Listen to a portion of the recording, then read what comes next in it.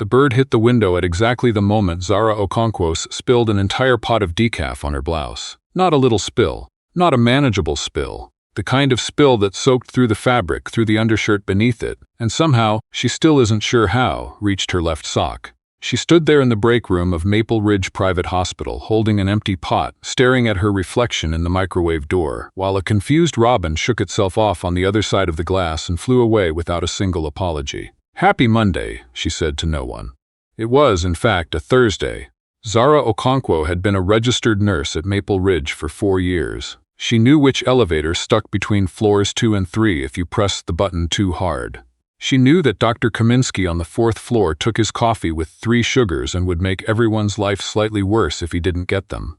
She knew that the supply closet near the ICU smelled faintly of lavender because someone, she suspected it was Gail from housekeeping, had taped an air freshener to the back shelf sometime in 2021 and nobody had ever removed it. She knew this hospital the way you know a difficult piece of music after years of practice. Every flat note, every place where the tempo shifts, every moment you have to hold your breath and push through. What she did not know was that the man she'd been arguing with about the broken thermostat on the 3rd floor was, in fact, the new owner of Maple Ridge. But we'll get to that. Maple Ridge Private Hospital sat on the western edge of a small Ontario city that took enormous pride in its farmers' market and its very old covered bridge. The hospital itself was beautiful in the way that old money tends to be beautiful. Wide stone archways, a lobby full of natural light, original hardwood floors on the administrative wing that nobody was allowed to scuff. It had been family-owned for decades. When the previous owners finally sold, the sale was handled quietly, announced in a press release that most of the staff only half-read before getting back to their actual jobs.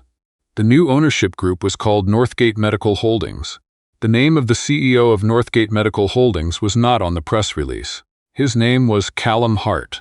He was 38 years old, which made him younger than he looked when he was being interviewed on business panels, and older than he looked when he was standing in a hospital corridor, holding a clipboard and wearing a maintenance uniform, which is where Zara first encountered him. It had started with a complaint. Not from a patient, from the thermostat in the 3rd floor surgical recovery wing, which had decided, with no warning and no precedent, to stop registering temperatures below 24 degrees Celsius. This meant the corridor stayed at a constant, muggy warmth that was uncomfortable for ambulatory patients and maddening for the nurses trying to work in it. Zara had put in 3 maintenance requests over 2 weeks. The first one generated an automated confirmation email. The second generated another automated confirmation email. The third generated nothing at all, which she found almost impressive. On a Wednesday afternoon, she rounded the corner to the 3rd floor utility alcove and found a man she didn't recognize crouched in front of the thermostat panel with a screwdriver and an expression of genuine concentration. He was wearing the dark blue uniform of the facilities team. He had dark hair that was slightly too long to be tidy, and he hadn't shaved in what looked like several days. There was a small grease mark near his left ear that he appeared to be completely unaware of. He looked up when she stopped in front of him. "Thermostat?" she said. "Thermostat," he confirmed. "I've put in 3 requests, I know. This has been going on for 2 weeks, I know." He didn't sound defensive. He sounded like someone who was aware of the problem and was, in fact, doing something about it, which should have been disarming. Zara found it irritating anyway because 2 weeks was 2 weeks. "Do you have a timeline?" she said. 30 minutes if the part cooperates, and if it doesn't?" He looked up at her again. He had dark eyes and the particular kind of calm that either meant someone was very competent or very good at pretending. "Then I order the part and we revisit. We revisit," she repeated. "That's a very polished way to say you don't know." Something flickered at the corner of his mouth, not quite a smile. "I'm Zara Okonkwo," she said. 3rd floor charge nurse. "If you need anything from me to get this fixed, I'm here until 7, noted," he said. She waited for his name. He didn't offer it. She went back to her patients. The thermostat was fixed by 4:30. She didn't see him again that week. The second encounter was in the parking garage. Zara drove a very old Subaru that had, over the years, developed a personality she could only describe as selective. It started in cold weather unless it was very cold. It started in rain unless it was the particular type of October rain that apparently offended it philosophically. That evening, it started perfectly, reversed out of her spot without incident, and then stalled at the exit barrier and refused to start again. She sat there for 2 minutes with her hands on the wheel. She turned the key, she waited, she turned it again. The car behind her waited patiently for about 40 seconds and then began, in a very quiet and Canadian way, to make its presence known with a single apologetic honk. She got out of the car because there was nothing else to do. She was standing at the back bumper, phone in hand, trying to remember the name of her roadside assistance provider, when a voice behind her said, "Want me to take a look?" She turned around. It was the maintenance man. He was in regular clothes now, dark jeans, a gray jacket, which meant the shift was over. He had a reusable coffee cup in one hand and his car keys in the other, and he was looking at her car with the same focused expression he'd had on the thermostat. "You don't have to," she said. "I know." She stepped aside.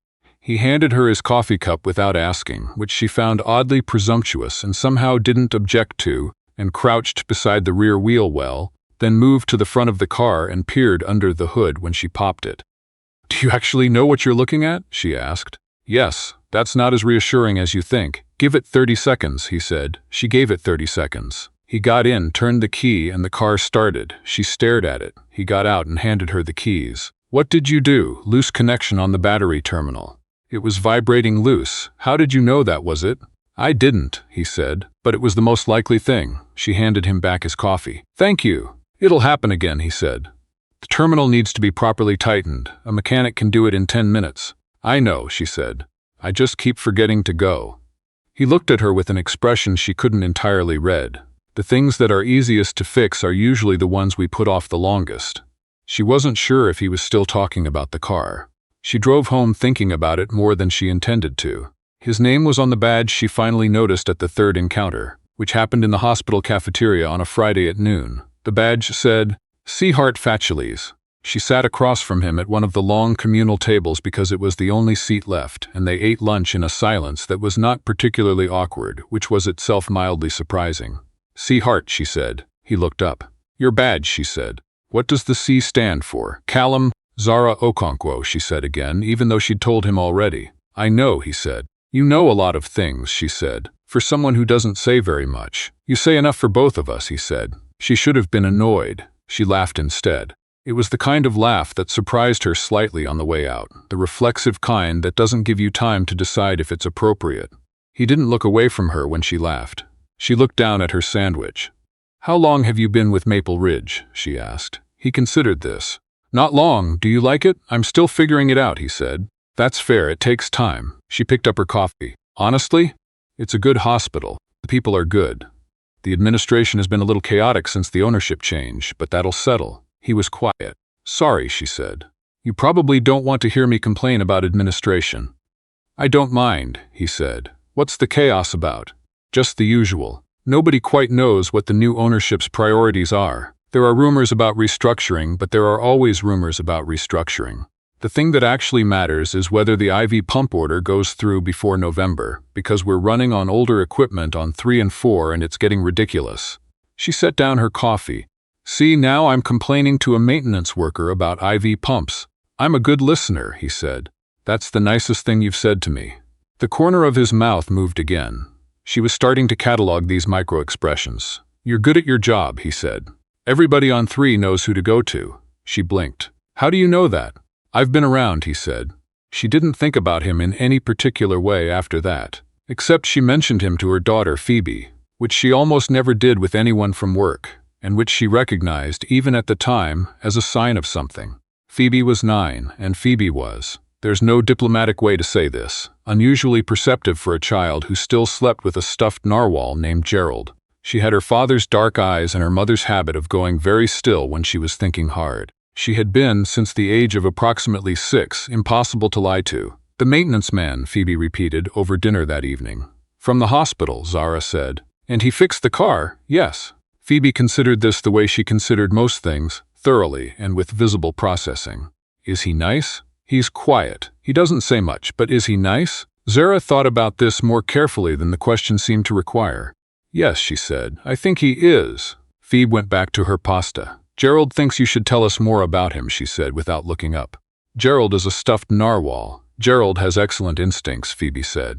3 days later, Zara was called into the office of her nursing supervisor, Patricia Vance, who was a sensible woman in her 50s and delivered all information, good and bad, with the same measured tone that made it impossible to read the situation until the last sentence. We're implementing a new patient feedback protocol on 3, Patricia said. Direct to administration. Okay, Zara said. The feedback from Q3 was very strong for your floor. Your name came up multiple times. That's the whole team, Zara said immediately. Of course. But the new ownership has flagged your unit specifically for a quality review. In a positive context. They want to understand what's working and potentially use it as a model for the other wards. Patricia paused. There will be someone from the ownership team observing for the next few weeks. I want you to know in advance. Zara nodded.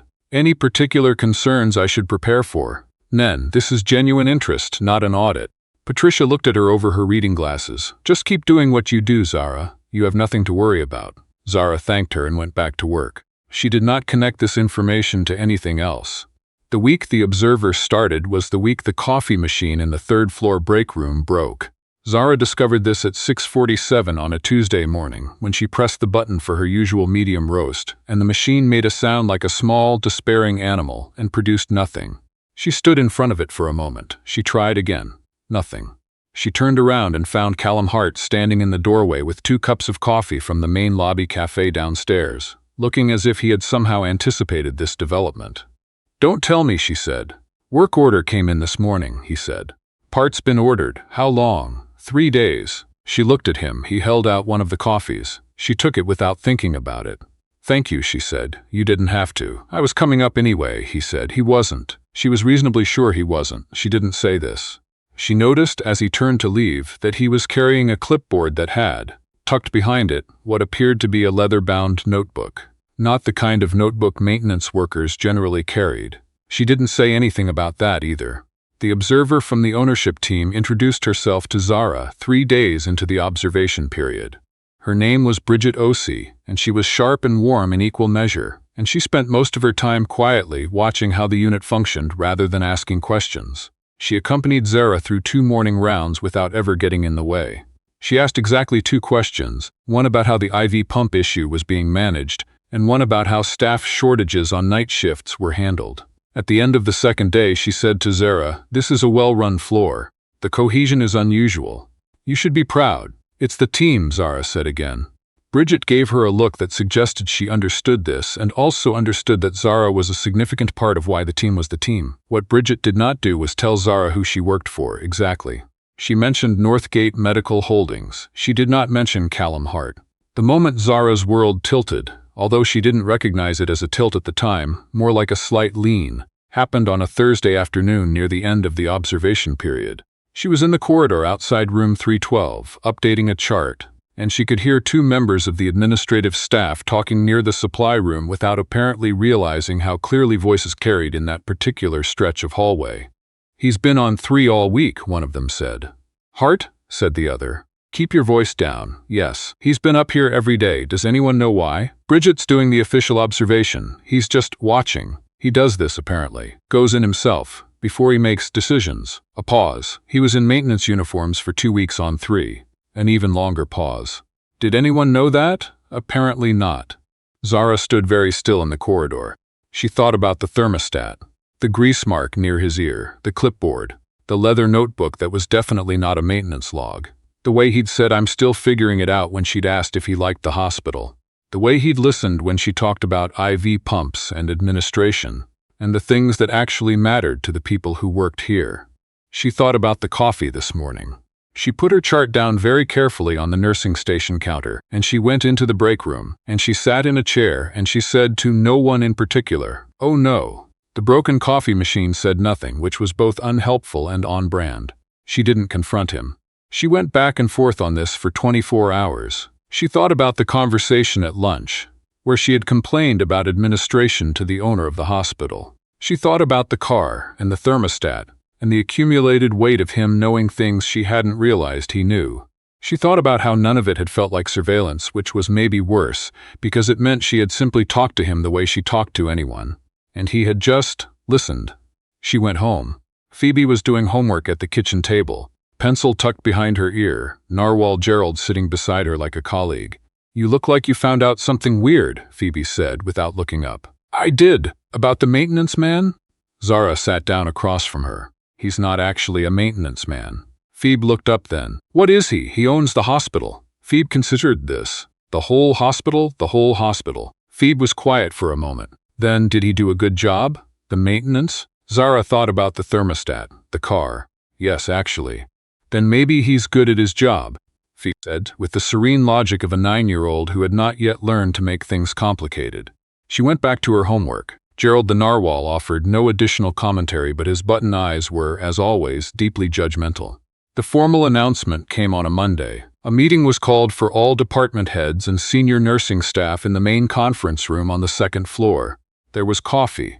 Good coffee, not the institutional kind. And a small catering spread that immediately made everyone suspicious, because good food at an all-staff meeting historically meant either excellent news or very bad news, and the two were difficult to distinguish until someone started talking.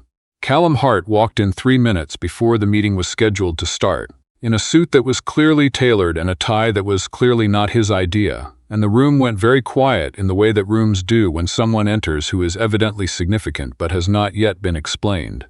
Bridget Osei introduced him, Northgate Medical Holdings, CEO, and then, with a small smile that Zara now understood was earned from 2 weeks of watching, she said, "Some of you may have already met Callum." 1 or 2 people nodded without quite knowing why. Zara looked at the table in front of her. He spoke for about 20 minutes. He wasn't a polished speaker in the way that people who practice being polished are polished.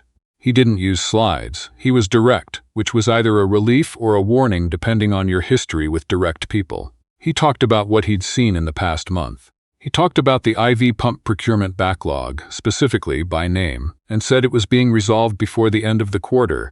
He talked about staffing models on the night shifts. He talked about the feedback protocol and what it was actually going to be used for, which was identifying good practices, not identifying problems. At the end, he said, "Maple Ridge is a good hospital. The reason it's a good hospital is the people in this room and the people who work with you. My job is to make sure you have what you need to keep doing your jobs. That's it." Then he sat down. There was a beat of silence, and then Patricia Vance started asking practical questions, and the meeting became a meeting again. Zara did not look at him for the rest of it. When the meeting ended and people began to file out, she felt him before she heard him, which was very annoying. "Nurse Okonkwo," he said. She turned around. They were the last 2 in the room. She wasn't sure how that had happened. "It's Zara," she said, "Zara." He had a folder in his hand. He didn't open it. "I owe you an explanation." "You don't owe me anything," she said. "You own the hospital. You were doing your job." "I should have told you who I was." "Probably," she said. "But I also told you things you genuinely needed to hear, so—" He almost smiled. She was becoming expert at detecting these. The IV pumps, she confirmed. "And about 3 other things you apparently acted on immediately, so I'm not entirely sure how to be angry." "You're not angry?" She thought about it honestly. "I'm unsettled," she said. "I thought you were one thing and you were another thing. That takes a minute to recalibrate." He nodded. This at least was honest. He received her response as information rather than as a verdict. "Can I ask you something?" she said. "Yes, the car in the parking garage." She looked at him. "Did you know who I was at that point?" A pause. "I knew you were the charge nurse on 3, he said. "I knew your name from the feedback reports, but you helped anyway." "The terminal was loose," he said. "It needed to be fixed." She looked at him for a long moment. There was something straightforwardly decent about this that she couldn't find a way to argue with. "The grease mark," she said. "Near your ear. First time I met you." He looked briefly startled. "You had no idea it was there," she said. "I didn't. That's what convinced me you actually knew what you were doing," she said. "People who are pretending to do something don't get dirty doing it." Something shifted in his expression, something that was more than the corner of his mouth. "I should go," she said. "I'm back on shift in 20 minutes. "I know," he said. She stopped at the door. "Callum." He looked at her. "The coffee machine in the break room on 3 has been broken for 6 days. "I know," he said, and this time there was something in his voice that was different from every other time he'd said it. "I just thought I'd mention it," she said. She left. The coffee machine was fixed by end of day. She knew it was him because the work order had C. Hart in the technician field, and absolutely nobody in facilities, had the authority to sign off on work orders like that, which meant he had done it himself, which was either deeply strange or deeply reassuring, and she had stopped trying to figure out which. She ran into him in the lobby 2 weeks later, on her way out. He was alone, which was increasingly rare. There were usually at least 2 people with him now that the formal transition was underway. Junior staff from Northgate, very efficient people in good shoes who moved quickly and talked quietly. But for a moment in the lobby near the wide front windows where the afternoon light came through in long, dusty columns, he was just standing there with a coffee cup and his coat over his arm. She slowed without entirely deciding to. He saw her and didn't move on, which she noted. "Long day?" she said. "Long month," he said. She stopped next to him. Outside, the first real snow of the season was falling in the thin, exploratory way that early November snow falls, like it isn't entirely committed yet. "Phoebe wants to build a snowman this weekend," she said. "She's been checking the weather forecast since October." "Phoebe," he said. He didn't know her daughter's name. It landed differently than she expected, saying it to him. "My daughter, 9 years old. She has extremely strong opinions about everything and a stuffed narwhal named Gerald." "Gerald," he repeated.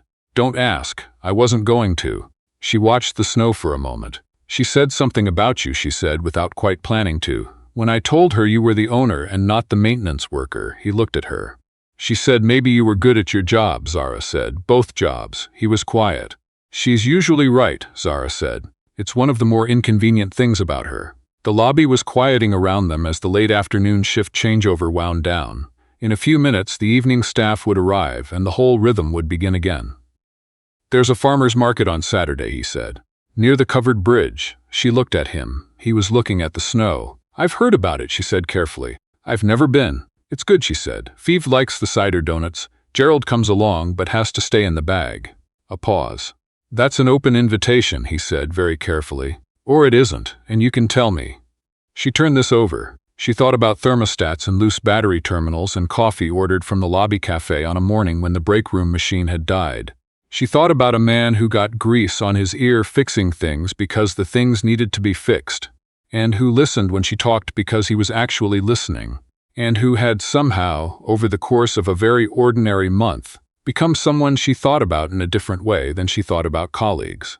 "It's open," she said. He looked at her then, the full, direct, unguarded version of it, not the careful version.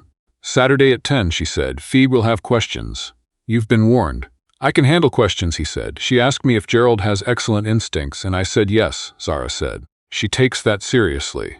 Something in his face shifted into the thing that was more than the corner of his mouth, more than the almost smile, the real version of it, quieter than she might have expected, and more genuine than most things she'd seen at full volume. "Saturday at 10, he said. It snowed properly that weekend.